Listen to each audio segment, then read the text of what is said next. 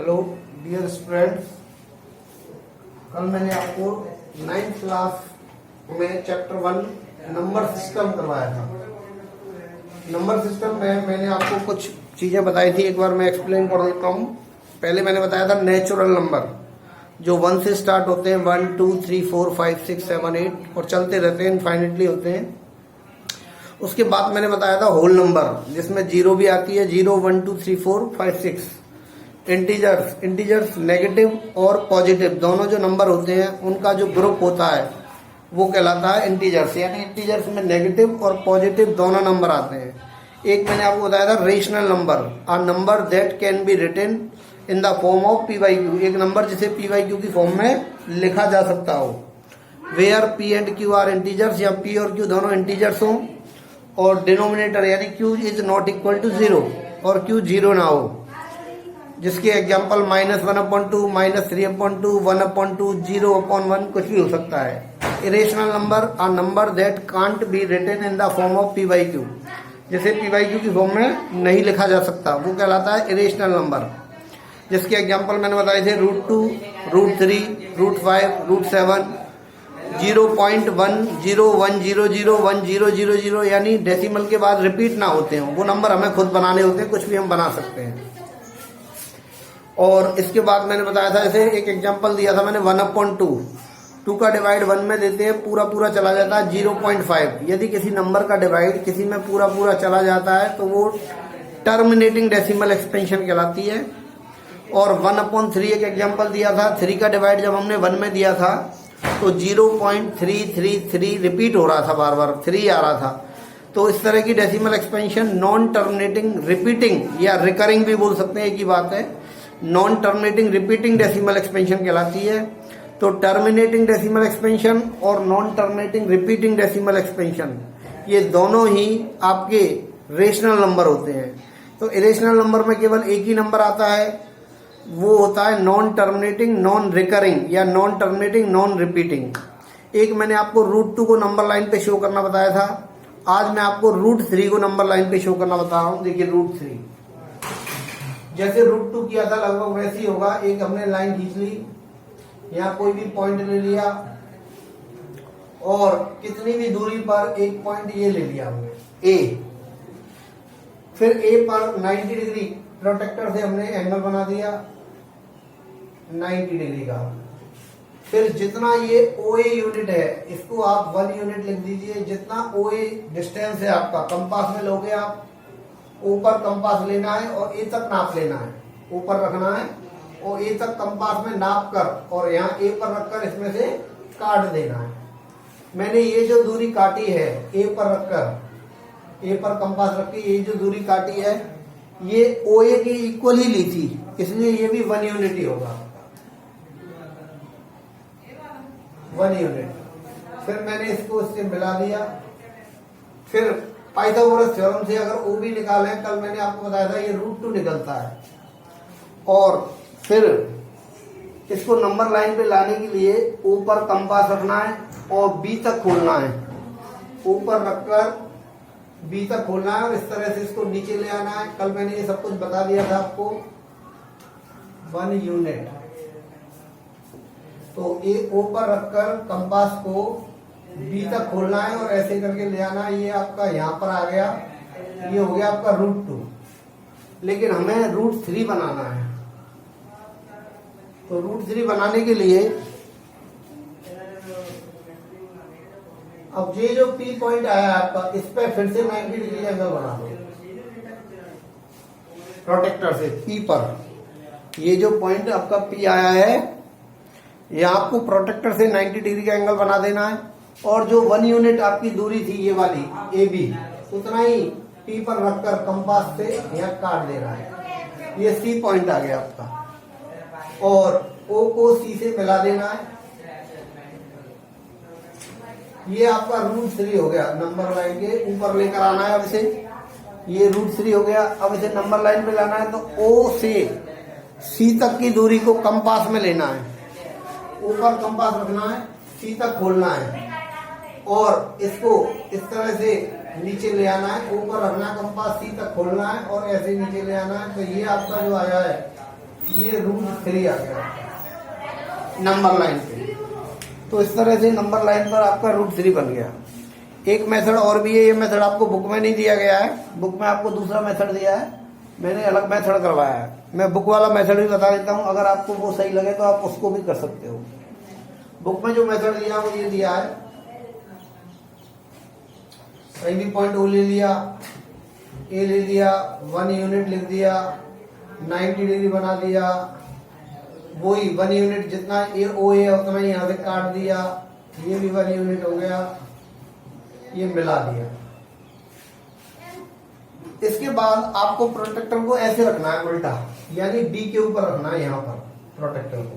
Protector में जो point होता है जिस पर रखकर आप एंगल बनाते हो, वो एंगल यहाँ रखना है प्रोटेक्टर। मैं ऊपर से ये वाला तो मिटा देता हूँ आपको, ये तरीका तो आपको बता ही दिया है। जैसे मैं आपको बता दूं, आपका प्रोटेक्टर जैसे ऐसे होता है,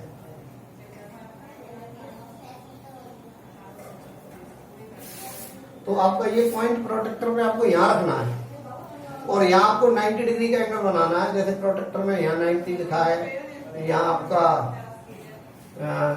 80 लिखा है, यहाँ 70 ऐसे लिखा होगा 100, तो आपको यहाँ 90 डिग्री का ऐसे एंगल बना देना है यहाँ पर बी पर। और फिर ये प्रोटेक्टर केवल मैंने आपको समझाने के लिए बनाया है, ये हटा देता हूँ। ऐसे 90 का एंगल बनाना है आपको, और फिर ये जो 1 यूनिट आपकी ओ ए है उतना ही बी पर रखकर यहाँ काट लेना है।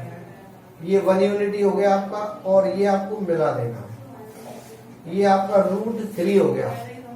अब इसे नंबर लाइन पर लाना है आपको, तो नंबर लाइन पे कैसे लाओगे, इस जी ओ पर रखोगे आप, सी तक कंपास खोलोगे, ऊपर रखकर सी तक खोलकर और यहाँ तक खोल के ऐसे आप एक आर्क ले आओगे, जहां भी जाएगा ये आपका आ गया √3।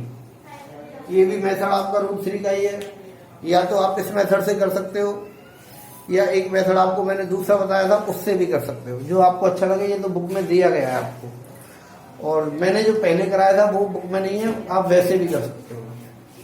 तो अब आपकी √2 और √3 मैंने दोनों आपको करवा दिए हैं। मैं इसको आपको सॉल्व करके बताता हूँ ये √3 कैसे है। कल मैंने बताया था ये 1 यूनिट, ये 1 यूनिट, तो ये √2 आया था आपका। अगर मैं पाइथागोरस से 90 यहाँ बनाया आपने, तो 90 के सामने ये हाइपोटेनस है ओसी, तो in triangle O B C, तो ओसी स्क्वायर बराबर होगा बीसी स्क्वायर प्लस ओ ए स्क्वायर। तो ओसी स्क्वायर बीसी, बीसी 1 है तो 1 का स्क्वायर, और ओए आपका बीसी 1 यूनिट काटा था तो 1 का स्क्वायर, और ओए गलत लग गया हूँ, ओ बी आएगा, ओ बी, क्योंकि हमने ट्राइंगल लिया ये वाला। तो ओसी ये हाइपोटेनस हो गई, ओसी स्क्वायर बराबर BC square plus O B square. तो बीसी आपका 1 है और ओ बी ये √2 है, तो ओसी स्क्वायर बराबर 1 का स्क्वायर 1 होता है, तो √2 का स्क्वायर √4, और 4 का √2 हो जाता है, तो √2 का स्क्वायर 2 ही होता है। 2 और 1 3, इधर से स्क्वायर हटा दो तो 3 पर रूट आ गया, तो ये ओसी आपका √3 हो गया। यही तो मैंने बताया था ये √3 है। फिर इसको नंबर लाइन पे लाने के लिए ऊपर रखा है कंपास को, सी तक खोला है और ऐसे ले आए, तो ये आपका √3 नंबर लाइन पे शो हो गया। अब इसके बाद आपकी एक्सरसाइज चलेगी 1.2। 1.2 का पहला क्वेश्चन है,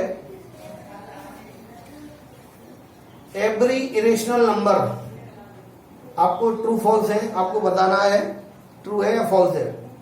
वो कह रहा है जितने भी इरेशनल नंबर होते हैं वो सब रियल नंबर होते हैं। तो मैंने कल आपको बताया था, रेशनल नंबर हो या इरेशनल नंबर हो, दोनों का ग्रुप रियल नंबर कहलाता है। तो जितने भी इरेशनल नंबर होंगे वो रियल नंबर तो होंगे ही, तो ट्रू है, उसका हो जाएगा ट्रू।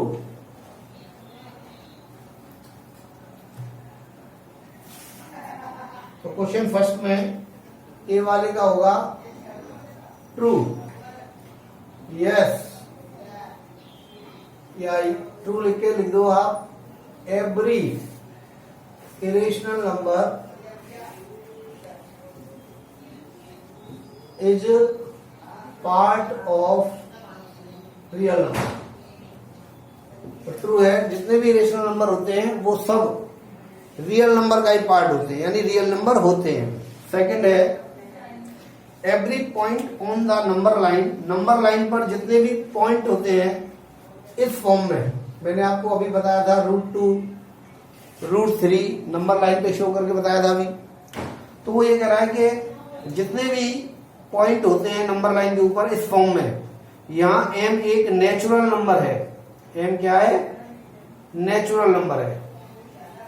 तो क्या जितने भी आपके रूट की फॉर्म में नंबर होते हैं, यहाँ m एक नेचुरल नंबर होगा? ऐसा कुछ नहीं है, क्योंकि मैंने अभी आपको √2 को नंबर लाइन पे शो करना दिखाया था। अगर ये माइनस का होता -√2 तो भी नंबर लाइन पे शो होता। आप जानते हो नंबर लाइन जो होती है उसमें इधर तो पॉजिटिव नंबर होते हैं, इधर नेगेटिव होते हैं। तो अगर नेगेटिव होता -√2 होता तो मैं शो इधर कर देता उसको। तो ये माइनस का नंबर भी तो आपका नंबर लाइन पे शो हो सकता है। तो ये -√2 का मतलब होता है -2 एक तरह से रूट के अंदर, लेकिन हम ऐसे लिखते नहीं है, ऐसे लिख देते हैं। तो कहने का मतलब ये है कि माइनस के नंबर भी आपके इसमें नंबर लाइन पे किए जा सकते हैं। तो जरूरी नहीं है सारे जो है नेचुरल नंबर ही होंगे, तो इसलिए फॉल्स है। ठीक है, तो ये भी आपका क्या है? फॉल्स। सेकंड का आंसर फॉल्स। ठीक है, और थर्ड है every real number is an irrational number. तो ये भी फॉल्स है आपका। वो ये कह रहा है आपसे कि जितने भी रियल नंबर होते हैं वो सब इरेशनल होते हैं। रियल नंबर के अंदर इरेशनल ही थोड़ी आते हैं, उसके अंदर तो रेशनल भी आते हैं, तो इसलिए फॉल्स है। False. Real number is either rational और इरेशनल। रियल नंबर जो है आपका वो रेशनल भी हो सकता है या इरेशनल भी हो सकता है। रियल नंबर इज इधर रेशनल और इरेशनल। तो इसलिए ये भी आपका फॉल्स है कि रियल नंबर केवल इरेशनल हो, ऐसे जरूरी नहीं है, वो रेशनल भी हो सकता है। तो इसके ये रीजन से आपको आंसर शीट में वैसे दे रखे हैं पीछे, वहां से भी लिख सकते हो। बाकी ये ट्रू फॉल्स फॉल्स इस तरह से आएगा। अब क्वेश्चन नंबर सेकंड है are square root of all positive integer. क्या स्क्वायर रूट सभी पॉजिटिव इंटीजर्स का इरेशनल होता है? यदि नहीं तो एक एग्जांपल दीजिए आप जिसका स्क्वायर रूट रेशनल नंबर आता हो। तो इसका आंसर है नो। जरूरी नहीं है कि स्क्वायर रूट सभी पॉजिटिव इंटीजर का इरेशनल हो। कुछ पॉजिटिव इंटीजर ऐसे भी हैं कई जिसका स्क्वायर रूट रेशनल आता है। जैसे एग्जांपल हो जाएगा √4। अगर आप 4 का रूट करते हो तो 2 आता है। तो आपने देखा इसका जब आपने रूट किया तो 2 आया। 2 कैसा नंबर है? रेशनल। तो जरूरी थोड़ी है कि रूट वाले नंबर जो हैं उनका स्क्वायर रूट हमेशा इरेशनल ही आए। तो √4 है, √9 है, जिनके स्क्वायर रूट हो जाते हैं उनका आंसर तो रेशनल ही आएगा।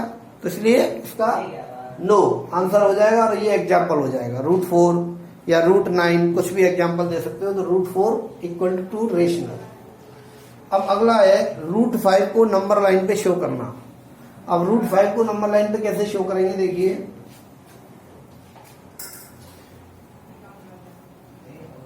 वैसे तो मैंने आपको 2 तरीके बताए, उनमें से आप किसी भी तरीके से कर सकते हो, लेकिन वो बहुत लंबा हो जाएगा फिर आपका।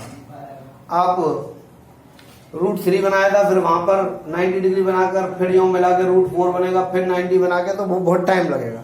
तो मैं दूसरा मेथड बता देता हूं उसके लिए आपको। अब √5 है, आप जानते हो 2 का स्क्वायर और 1 का स्क्वायर दोनों को ऐड करके √5 आ जाता है।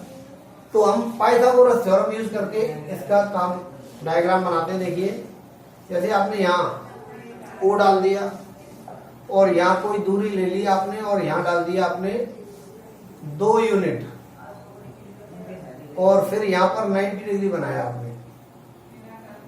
यहाँ पर आपने 1 यूनिट डालना है। तो जितनी दूरी आपने ये ली है नाप के लेना है। मान लो आपने 4 सेंटीमीटर ली तो इसका आधा, जितनी भी दूरी आपने यहाँ ली है उसका हाफ आपको यहाँ से काटनी है, आधी। और आधी काटी है इसलिए यहाँ 2 लिखा है तो यहाँ 1 आ जाएगा। अब वो आपकी मर्जी है, आप डायग्राम ज्यादा बड़ा बनाना चाहते हो तो यहाँ पर 4 यूनिट की जगह 6 यूनिट ले लो, फिर यहाँ पर 3 काटना पड़ेगा। मतलब इसका आधा काटना है आपको इधर से। जितना आप यहाँ दूरी लोगे उसका हाफ ये लेना है आपको। तो इसलिए यहाँ 2 यूनिट लिखेंगे और ये हाफ लिया है इसलिए 1 यूनिट लिखेंगे। 2 का हाफ 1 होता है और ये मिला देंगे। अगर आप पाइथागोरस से OB निकालो तो OB स्क्वायर, ये 90 के सामने हाइपोटेनस होती है, तो OA square plus AB square, तो OB स्क्वायर बराबर 2 का स्क्वायर प्लस 1 का स्क्वायर। 2 का स्क्वायर 4, 1 का स्क्वायर 1, 4 और 1 5, और इधर से आपने स्क्वायर हटा दिया तो इधर आ जाएगा √5, यानी ये आपका आ गया √5। अब इसे नंबर लाइन पे लाना है, तो नंबर लाइन पे लाने के लिए यहाँ कंपास रखेंगे और B तक खोलेंगे, और B तक खोलकर कंपास को ऐसे आर्क ले आएंगे नीचे। ये आपका आ जाएगा √5। इस तरह से √5 को नंबर लाइन पे शो किया गया है। समझ में आ गया होगा आपके। तो एक बार और बता दूं, एक लाइन खींच लेना लंबी, कहीं भी पॉइंट ले लेना और वहां से दूरी नाप के लेना। 2 सेंटीमीटर ले लो या 4 ले लो, जो आपकी मर्जी है, कितना भी ले सकते हो। और ए पॉइंट लगा लेना है। यहाँ 90 डिग्री का एंगल बनाना है। जितनी दूरी यहाँ ली है उसकी हाफ दूरी आपको कंपास में लेकर यहाँ काट देना है आर्क ए से रखकर। जितनी दूरी यहाँ ली है उसका आधा, यहाँ 2 यूनिट लिखना है, और यहाँ आधी दूरी ली है इसलिए 1 यूनिट लिखना है, और ये मिला देना है। और ये आपका √5 आ गया। अब इसे नंबर लाइन पे लाना है तो ऊपर कंपास रखिए, B तक खोलिए और B तक खोल के इसे नीचे ले आएंगे तो ये आपका √5 आ गया नंबर लाइन के ऊपर। ये मैंने आपको पाइथागोरस थ्योरम से निकाल के भी बता दिया कि √5 क्यों है। अब ये आपकी 1.2 कंप्लीट हो गई है। अब आपकी एक्सरसाइज चलेगी 1.3। तो 1.3 देखिए,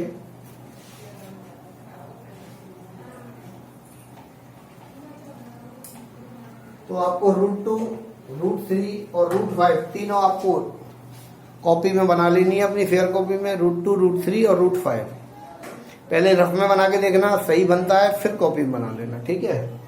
इसके बाद 1.3 का पहला क्वेश्चन है, राइट इन डेसिमल फॉर्म। इनको डेसिमल फॉर्म में लिखना है और ये भी बताना है आपको कि इसकी जो डेसिमल फॉर्म आएगी वो कैसी होगी। मैंने कल आपको बताया था कि यदि डिवाइड पूरा पूरा चला जाता है तो जो डेसिमल फॉर्म होती है वो आपकी टर्मिनेटिंग डेसिमल होती है, और अगर डिवाइड पूरा पूरा नहीं जाता है, नंबर रिपीट करते हैं, तो फिर वो जो आपकी होती है नॉन टर्मिनेटिंग रिपीटिंग होती है। और जो नॉन टर्मिनेटिंग नॉन रिपीटिंग होती है वो कोई डेसिमल फॉर्म होती नहीं है, हमें खुद बनानी होती है, इसलिए वो अपॉन में तो लिखा नहीं जाएगा। तो 2 ही तरह के सवाल है इसमें, या तो डेसिमल फॉर्म टर्मिनेटिंग होगी या नॉन टर्मिनेटिंग रिपीटिंग होगी, क्योंकि यहाँ रेशनल नंबर दिए गए हैं और रेशनल नंबर 2 ही होते हैं, टर्मिनेटिंग वाले और नॉन टर्मिनेटिंग रिपीटिंग वाले। तो देखिए 100 में 2 जीरो है तो पॉइंट 2 डिजिट से पहले लग जाएगा 0.36, यानी डिवाइड पूरा पूरा चला गया।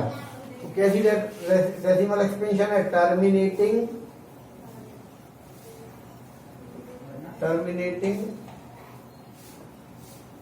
डेसिमल एक्सपेंशन, ठीक है। अब एक और बता दूं मैं आपको, जैसे 1/11 है, पहले आपको 11 का डिवाइड देके देखना है 1 में, पॉइंट लगाकर 0 आ गया, आपने पॉइंट लगाया 0 उतारा 10 बन गया, लेकिन 11 का डिवाइड अब भी नहीं जा रहा है 10 में। तो जब हम पॉइंट लगाकर 0 उतारते हैं, डिवाइड नहीं जाए तो नहीं जाने की 0 आती है। फिर से आपने पॉइंट लगाई हुआ है, 0 फिर उतार लिया, अब 100 हो गया, 11 9 जा 99, बचा 1। आपने डिवाइड जो शुरू किया था 11 का 1 में ही तो दिया था, तो ये तो 1 फिर से आ गया, तो यही 0909 फिर से आने लग जाएंगे, तो ये रिपीट करेंगे। तो इसके ऊपर ऐसे बार लगा देते हैं। तो यहाँ हम लिख देंगे, डिवाइड शो करना जरूरी नहीं है, सीधा लिख सकते हो रफ में करके, ये इस तरह से आएगा, यानी 09 रिपीट करेगा। तो ये रिपीट करेगा तो non terminating repeating decimal expansion. तो ये non terminating repeating decimal expansion होगी, ये डिवाइड शो करना जरूरी नहीं है। तो ये जितने भी सवाल हैं आपको सभी में ऐसे डिवाइड कर करके देखना है और फिर आपको पता लगाना है कि किस तरह की डेसिमल एक्सपेंशन है ये। इसके बाद क्वेश्चन नंबर 2 है, आपको 1/7 की डेसिमल एक्सपेंशन दे रखी है।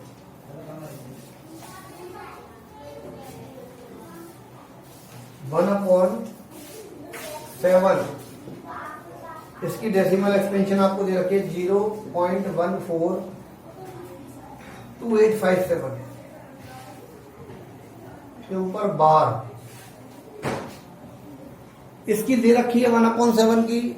और क्या आप 2/7, 3/7, 2/7, 3/7, 4/7 इनकी डेसिमल एक्सपेंशन आगे भी है, 5/7, 6/7, क्या इनकी डेसिमल एक्सपेंशन आप बिना डिवाइड दिए हुए पता कर सकते हो? ये 7 का 1 में डिवाइड दिया गया है, तब आई है डेसिमल एक्सपेंशन। वो आपसे ये कह रहा है क्या आप बिना डिवाइड दिए हुए पता लगा सकते हो इनकी डेसिमल एक्सपेंशन? तो हाँ, लगा सकते हैं। देखिए 2/7 को मैं ऐसे भी तो लिख सकता हूँ, 2 × 1/7। बात तो एक ही है भाई, 1/7 2 का मल्टीप्लाई अगर हम 1 से करें 2 × 1 = 2, तो /7 यही तो रहेगा, तो लिख सकते हैं। अब 1/7 की डेसिमल एक्सपेंशन हमें ये दे रखी है, तो हम क्या करेंगे, 2 का 2 उतार देंगे और 1/7 की दे रखी है तो इसका मल्टीप्लाई कर दो। तो ये आ जाएगा 2 × 7 = 14।